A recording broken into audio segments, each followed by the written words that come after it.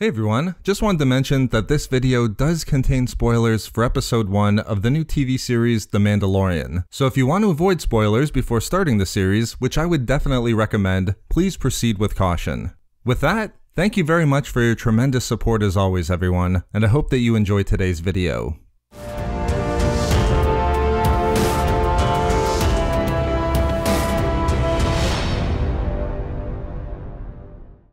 In this week's first episode of the Mandalorian TV series, there was a lot of focus given to a rare ore known as Beskar. In the opening scene of the episode, the Mandalorian is asked by Alpha Trawler whether he's wearing real Beskar steel. Later, when the Mandalorian meets the client, he's given a down payment of Beskar, which seems to surprise him. And after it's confirmed there's more to come, the client states that Beskar being back in the hands of a Mandalorian would help restore the natural order of things, after the chaos of the Galactic Civil War and the fall of the Empire.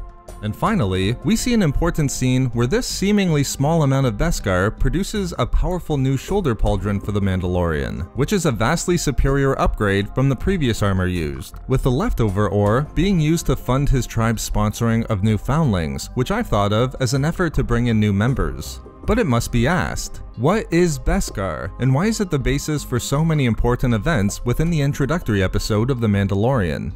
We'll answer this question here, but if you're new to Star Wars lore or found this video after getting into the Mandalorian TV series, it's important to note the difference between information defined as legends and that which is currently official canon in the Disney era of Star Wars. This video will look at a lot of information from Legends, lore that existed before the Star Wars franchise was purchased by Disney and which isn't necessarily official canon at this point.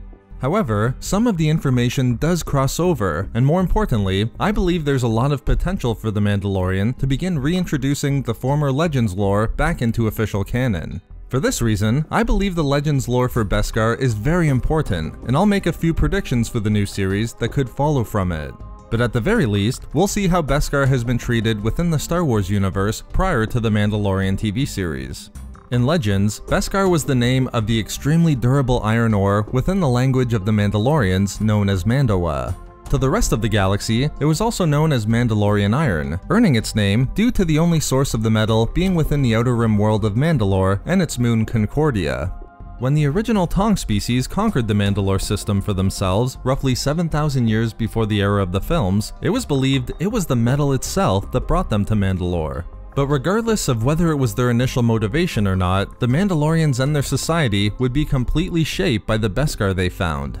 While Mandalorian iron was exceptionally strong, it also had the added benefit of being light and flexible. By manipulating these unique attributes, the Mandalorians developed skilled forging practices that could form the Beskar into any shape desired. These practices were known only to the most elite metalsmiths, and sharing the information with outsiders was punishable by death. The Mandalorian metalsmiths became so skilled in forging the iron, it could withstand blaster bolts and even strikes from a lightsaber. These earliest Mandalorians, also known as the progenitors, saw hand-to-hand combat as a warrior's highest calling. Therefore, in furtherance of their emerging warrior culture and codes, Beskar armor took on a significant importance, where Mandalorian clans took pride in forging clan-specific helmets and suits of armor, passed down from generation to generation.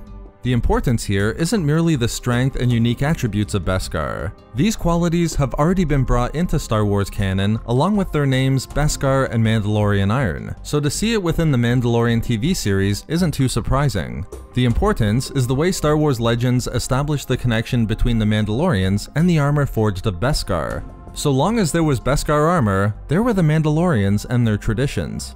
In the Mandalorian Crusader era that began millennia before the Clone War up until roughly 4000 BBY, Mandalorians developed traditions that decreed the wearing of armor, with Crusaders taking great pride in their individualized Beskar suits.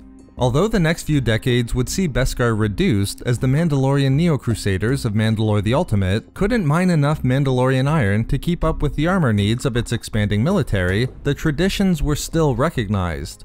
And when Mandalore the Uniter restarted the mass production of armor centuries later, he again relied on Beskar armor weave and Beskar plates. Right up until the era of the Death Watch, which emerged decades prior to the Clone War, this tradition was yet still recognized, as secret mining operations were established on Mandalore and Concordia, the ancestral sites of great importance to the earliest Mandalorians. These operations had one focus: to further the cause of the Death Watch and carrying on the traditions of the Mandalorians by developing Beskar armor. I would love to see this ancient tradition re-established and brought into the Mandalorian TV series, the tradition that carries on the legacy of the Mandalorians. It wouldn't be to the extent of the Mandalorian Death Watch. It would be far less extreme and fulfilling a far more unifying role for the Mandalorians. It would almost be akin to the role served by Canderous Ordo, or Mandalore the Preserver, whose role was also heavily reliant on legitimacy through armor.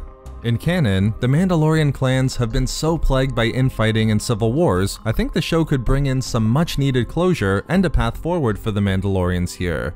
Pedro Pascal's Mandalorian character wouldn't even have to emerge as the new Mandalore or wielder of the Darksaber necessarily, but a type of uniter to help Bo-Katan in further rallying a potentially fragmented Mandalorian society.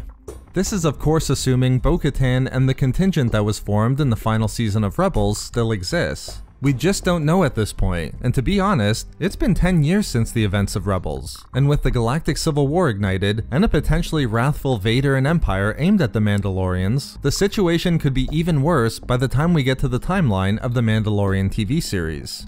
Honestly though, it's been far too long since I've seen the Clone Wars and Rebels TV series, so I'll have to brush up on my Mandalorian canon lore to further some of these ideas as the first season progresses. But I believe we saw some important scenes in the first episode. I'm hoping that the show borrows the idea in Legends and continues the important connections between Beskar and the Mandalorian lineage. Before the series began, I didn't know how much we'd see or how much I even wanted to see of a larger Mandalorian story, but after Chapter 1, I think there's room for some great Mandalorian lore to be incorporated into the canon.